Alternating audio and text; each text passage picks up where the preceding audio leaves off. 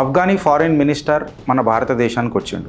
6 రోజుల విజిట్కి తాలిబాన్ నుంచి వచ్చిండు ఫ్రెండ్స్. ఆయన వచ్చేసి దేవ్బంద్ మద్రాసా ఉంది కదా, ఇది మన షహరాన్పూర్ ఉత్తరప్రదేశ్లో. అంటే ఇంతకు ముందు కూడా వచ్చేటోళ్ళు, వస్తే ప్రభుత్వాలు సీక్రెట్గా తీసుకొని పోయి ఉత్తరప్రదేశ్లో దేవ్బంద్ మద్రాసాలను కల్పించేటోళ్ళు తాలిబాన్ వాళ్ళకు. అయితే ఈసారి గవర్నమెంటే అఫీషియల్గా తీసుకుపోయి కల్పించింది.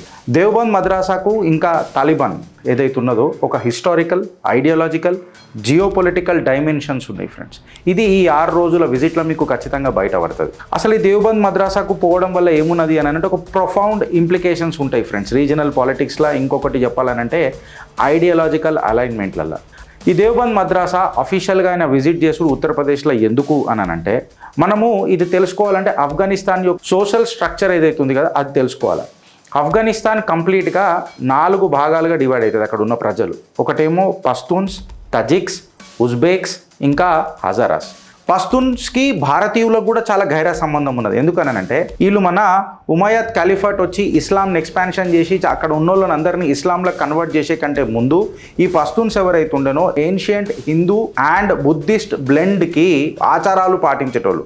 అంటే ఒక విధంగా కరెక్ట్గా చెప్పాలనంటే ఈ పస్తూన్స్ అనేటోళ్ళు సనాతనీయులు ఉండే.